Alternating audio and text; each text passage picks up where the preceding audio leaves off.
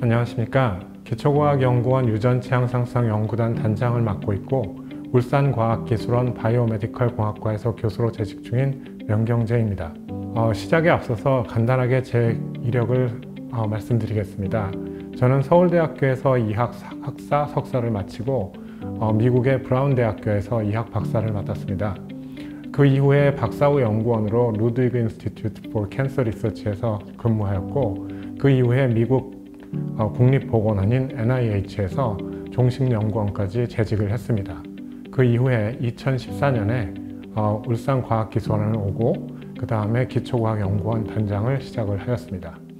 제가 연구하는 분야는 의생물학인데요.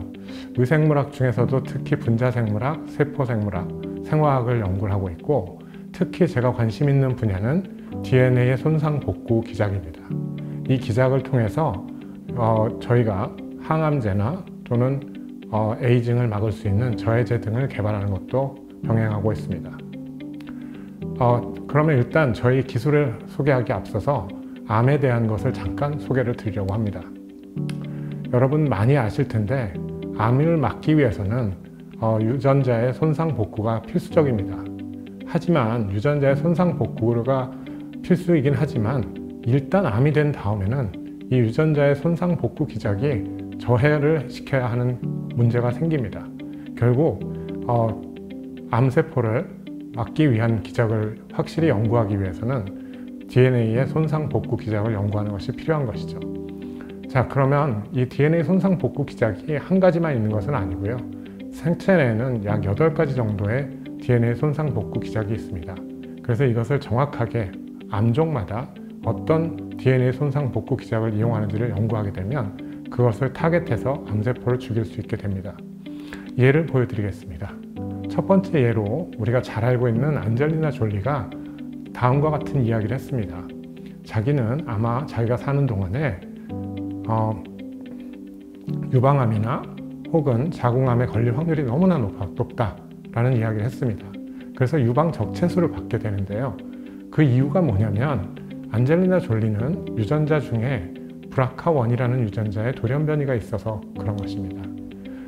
일반적으로 알기로 이런 BRCA1이나 또 비슷한 유전자인 BRCA2에 돌연변이가 있는 경우에 그 환자는 굉장히 유방암과 자궁암에 걸릴 확률이 높습니다. 그럼 도대체 이 유전자들이 무엇을 하는 것이냐면 DNA 손상복구의 중요한 기작 중에 하나인 호몰로거스 리컴비네이션 손상복구 기작이 고장이 나 있는 경우입니다. 자, 그러면 다음 슬라이드를 보시면 이런 환자들이 실제로 암이 되었을 때 혹시 치료할 수 있지 않을까, 그러니까 유방 적체수 같은 걸 받지 않고도 살아남을 수 있지 않을까라는 연구가 상당히 많이 진행이 되었습니다. 해본 결과 2가지의 DNA 손상복구 기작이 서로 리던던트하게 작용을 하고 있는데, 한 가지가 싱글 스트랜드 브레이크 리페어, 또 한 가지가 더블 스트랜드 브레이크 리페어라는 DNA의 한 가닥이 끊어진 것을 고장을 고치는 것, 또 하나는 2가닥이 다 끊어졌을 때 고치는 것이 있는데, 그 2개가 서로 리던던트하게 작용한다는 걸 알게 되었습니다. 아까 말씀드린 것처럼 BRCA1, BRCA2는 2개의 가닥이 다 끊어졌을 때의 손상복구를 하는 기작의 중요한 단백질입니다. 그거와 달리 한 가닥이 끊어졌을 때 중요하게 작용하는 손상복구 기작에는 파프라는 단백질이 있습니다. 그래서 암세포가 이미 2가닥이 끊어졌을 때 손상복구를 못하니까 한 가닥이 더 많이 만들어지게 만들면 정상세포에 비해서 암세포만 선택적으로 죽일 수 있는 그런 가능성이 생깁니다. 이것을 이용해서 파프 저해제가 개발이 됐습니다. 이 개발은 약 한 10년 전부터의 연구로부터의 산물인데요. 현재 많은 암종들, 자궁암, 유방암에 사용이 되고 있습니다. 실제로 안젤리나 졸리가 이야기한 것처럼 BRCA1, BRCA2가 돌연변이가 생긴 암에 걸린 환자들은 생존율이 6개월 미만이었습니다. 하지만 이 파프 저해제가 만들어진 이후부터는 생존율이 5년 이상이 되었고 상당히 좋은 효과를 얻기 때문에 현재까지 최근에 만들어진 항암제 중에 블록버스터로 알려져 있습니다. 하지만 제가 방금 말씀드린 것처럼 생존율이 5년 정도 연장이 됐다고 했는데요. 그 이유가 다음 슬라이드에서 보시면 알 수 있습니다. 결국 파프 저해제로 많은 암을 치료할 수 있지만 결국에 거기에 저항성이 생기는 또 암종이 생깁니다. 그러면 이 저항성이 생기는 암종들은 결국 DNA가 두 가닥이 다 끊어졌을 때 손상복구를 못하는 것이 아니라 다시금 그 기작을 진행을 하게 되는 거죠. 그러니까 이런 암종들 때문에 결국 5년 이후에 약 파프 저해제를 받은 환자들 중에 60% 이상이 다시 재발이 되고 결국은 암으로 인해서 사망에 이르게 됩니다. 그래서 저희가 가지고 있는 첫 번째 기술은 이렇게 파프 저해제가 더 이상 듣지 않는 그런 암종들에 대해서 특이적으로 죽일 수 있는 화합물을 저희가 개발을 했습니다. 그래서 간단한 데이터를 잠깐 보여드리면 여기서 보시는 것은 쥐에다가 사람의 암을 집어넣어서 그 저희가 개발한 약물인 유니 418이라는 약물을 쳤을 때 파프가 없는 그런 암만 선택적으로 죽이는 걸 보여주고 있습니다. 그래서 빨간색 네모 안에 들어있는 것이 그 처리군인데 굉장히 상당히 좋은 효과를 보이고 있습니다. 또한 똑같은 실험이긴 한데 이것은 정상적인 웬만한 암들을 다 집어넣었을 때 파프 저해제와 인 올라파립이라는 약물과 현재 클리닉에 쓰고 있는 약물인데요. 저희가 개발한 약물을 쓰게 되면 같이 시너지스틱하게 암을 죽이는 그런 것을 관찰할 수 있었습니다. 그래서 이러한 화합물을 저희 연구단에서는 계속 개발을 하고 있고 그 개발된 약물을 페이턴트를 내서 그걸 가져갈 수 있는 여러 회사들에게 기술 이전을 하고 있습니다. 또 다른 그 스몰 몰레큘 하나 보여드리면 이 경우에는 미소위성체 불안정성 암입니다. 이건 대장암 중에서 약 15% 정도의 환자가 이런 식의 유전 타입을 갖고 있는데요. 이 경우에는 굉장히 문제가 지금 많이 쓰고 있는 항암제들이 전혀 듣지 않습니다. 따라서 현재 가능성 있는 치료 방법은 그냥 수술하는 방법밖에 없습니다. 하지만 예후는 많이 좋지는 않고요. 그래서 이런 혹시 그 미소위성체 불안정성이 있는 대장암의 치료가 가능한 그러한 약이 있지 않을까 하는 것을 또 저희가 연구를 해서 그런 약물을 만들었습니다. 아까 보여드린 것과 마찬가지로 쥐에다가 사람의 암을 집어넣고 테스트한 겁니다. 미소위성체 불안정성이 있는 암의 경우 저희가 발견한 베이클란이라는 화합물이 선택적으로 사멸을 야기하는 것을 볼 수 있었고요. 또한 미소위성체 불안정성이 있는 쥐에서 암을 유도를 했을 때 저희가 베이클란을 미리 이 쥐에게 먹인 결과 암이 발생이 현저하게 줄어드는 것도 관찰할 수 있었습니다. 그래서 저희가 가지고 있는 기술이라고 한다면 이러한 스몰 몰레큘들, 즉 항암제로 가능성 있는 여러 가지 스몰 몰레큘들을 가지고 있습니다. 자, 다음번에는 다른 기술인데요. 이건 어떻게 보면 플랫폼 기술이라고 할 수 있는데 그것을 소개시켜 드리기 위해서 항암제의 발전사를 잠깐 보여드리겠습니다. 아직까지도 사용이 되고 있는 제1세대 항암제들은 일반적으로 독극물이라 생각하시면 됩니다. 결국 세포가 분열되지 못하게 또는 세포가 자기의 DNA를 복제하지 못하게 막아주는 그런 화합물들을 사용하는 것이죠. 하지만 문제는 이런 경우에 정상세포도 죽이는 독성이 있습니다. 따라서 항암 치료를 받는 경우에 머리카락이 없어진다든지 심한 설사가 난다든지 이런 현상들이 존재할 수밖에 없는 것이죠. 그 다음에 2세대 항암제라고 해서 특정 암의 유전적인 정보를 분석해서 그것을 타깃하는 그런 약물들이 개발이 많이 되었습니다. 제가 방금 보여드렸던 저희 연구실에서 개발하고 있는 그러한 약물들도 이런 것에 들어갑니다. 하지만 이것을 알려면 암마다의 발병된 그 원인을 규명해야 합니다. 그 시간이 굉장히 오래 걸립니다.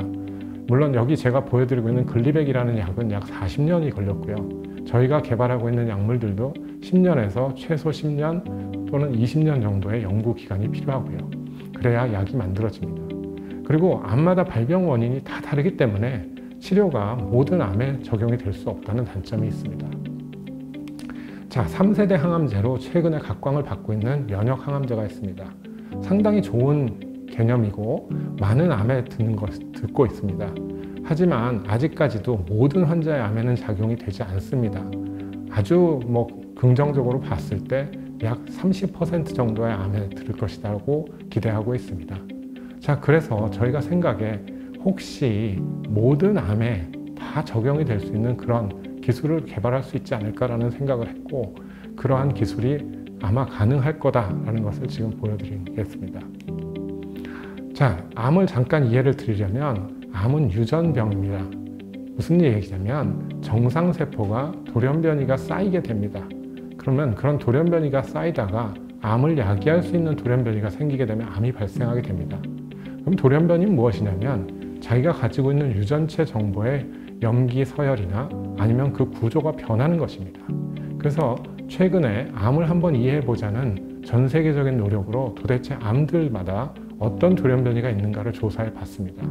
보았더니 유전 정보인 염기 서열의 변화, 또 그리고 아주 작게 새로운 염기 서열이나 서열이 사라지거나 또는 새로 나타나는 그런 돌연변이들이 많이 있다는 것을 볼 수 있었습니다. 이 슬라이드에서는 보여드린 것이 보통 일반적인 암의 돌연변이가 10,000개 이상씩 다 존재한다는 것을 보여주고 있는 슬라이드입니다.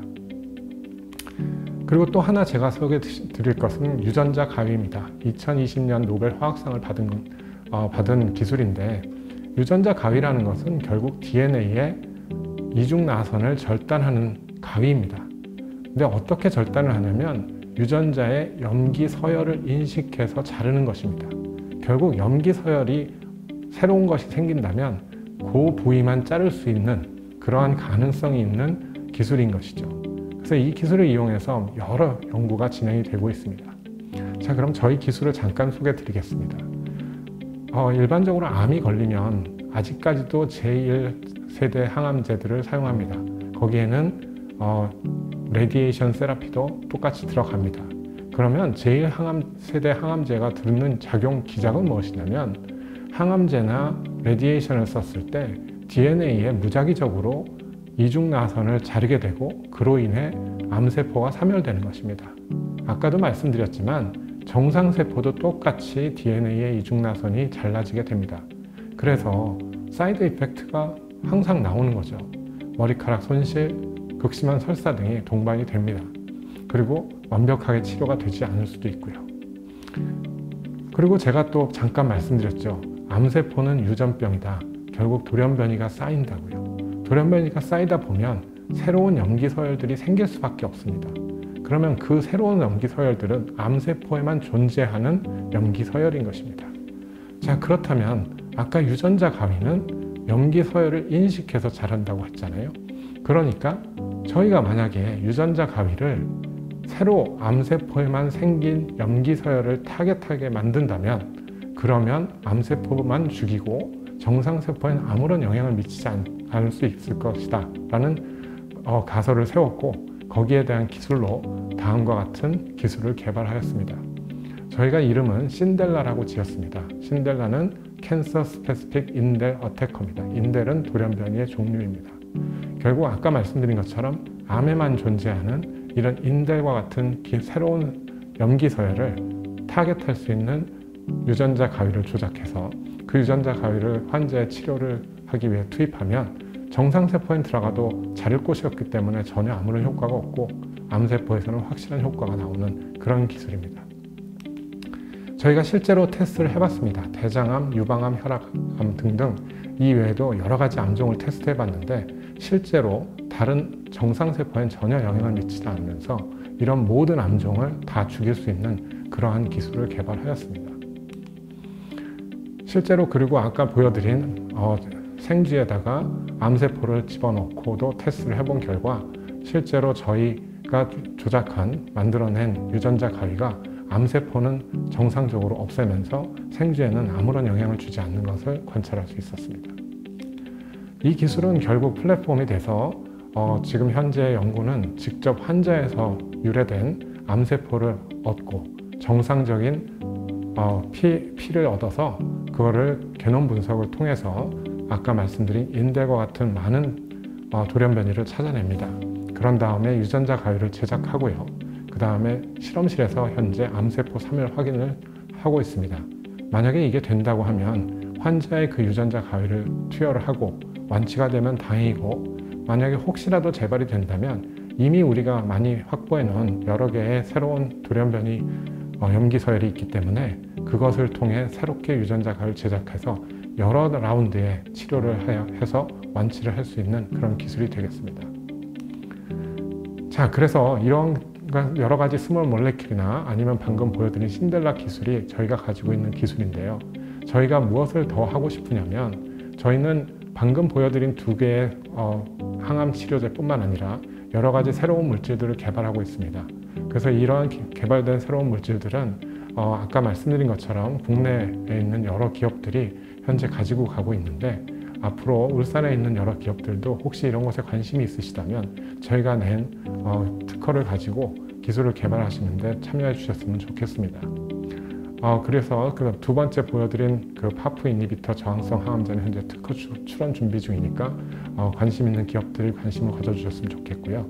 그다음에 신델라의 특허 같은 경우는 이미 저희가 한 3-4가지의 특허를 냈고 그것이 기술 이전이 되었습니다. 그래서 기술 이전이 저희가 뭐 자랑은 아니지만 IBS에서 기술 이전한 것 중에 가장 높은 가치로 이전이 되었고요. 그래서 이 기술이 더욱 개발되기 위해서 유전자 가위를 전달하는 기술 등을 할 수 있는 업체들과 협업이 가능합니다. 그래서 제가 지금 그 기업과도 굉장히 밀접하게 같이 연구를 하고 있기 때문에 관심 있는 많은 기업들의 참여를 바랍니다. 감사합니다.